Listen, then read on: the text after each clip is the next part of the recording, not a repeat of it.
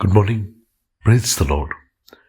Blessing for nation મિનિસ્ટ્રીથી હું આપનો ભાઈ સેમ ક્રિશ્ચિયન.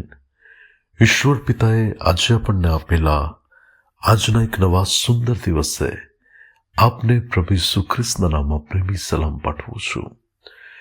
આજે આપણે ઈશ્વરના આ અદ્ભુત અને ખાતરીદાયક વચન પર મનન કરીશું.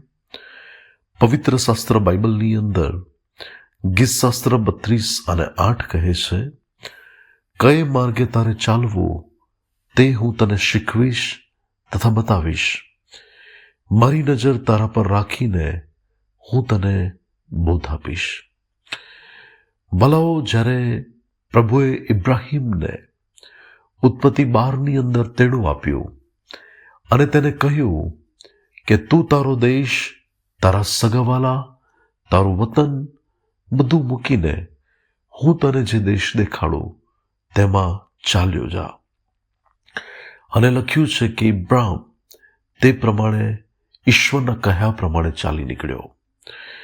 કયો દેશ છે ઇબ્રાહીમ નહોતો જાણતો, કઈ દિશા છે એની તેને ખબર નહોતી, પરંતુ તેને એટલી ખબર હતી કે મને દોરનાર તથા મને ચલાવનાર મારા બાળક છે, કે જે સર્વશક્તિમાન અને સામર્થ્ય પ્રભુ છે.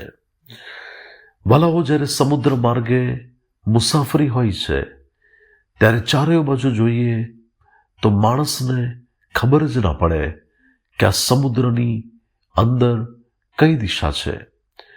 પરંતુ એક હોકાયંત્ર સમુદ્રની અંદર વાપરવામાં આવે છે કે જે દિશા સૂચક હોય છે, જે માણસને દિશા બતાવે છે કે તેણે એ જહાજ કે પછી એ બોટ કઈ દિશામાં ચલાવવી.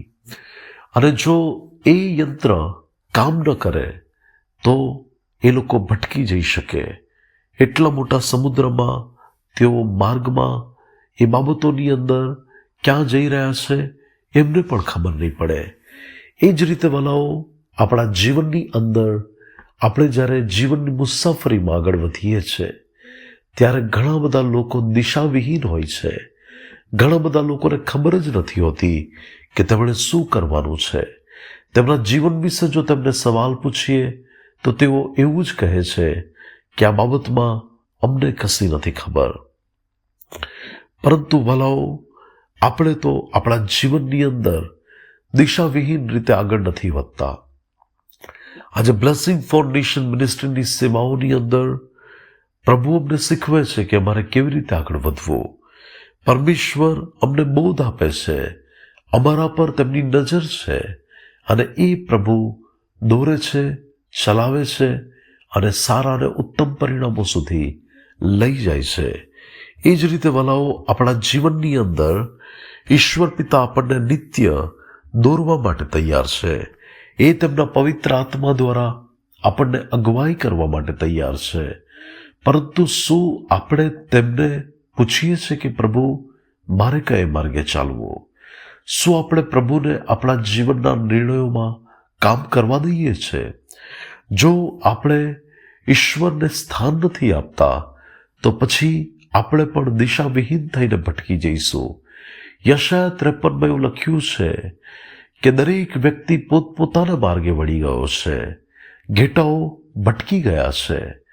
પરંતુ ભલાઓ, આજે જો એક સાચું ઘેટું એ હોય છે કે જે ઘેટા પાળકનો સાદ સાંભળે છે અને પ્રભુની દોરવણી માંગીને જીવનમાં આગળ વધે છે, ત્યારે આપણે આપણા જીવનના દરેક નિર્ણયોમાં, આપણા જીવનની એક એક બાબતોમાં પ્રભુને આપણા જીવનની અંદર કાર્ય કરવા દઈએ અને તે આપણને જે રીતે દોરે એ રીતે આપણે આપણા જીવનમાં આગળ વધીએ, ત્યારે તો આપણે ઉત્તમ મંજિલ સુધી આપણે પહોંચી શકીશું.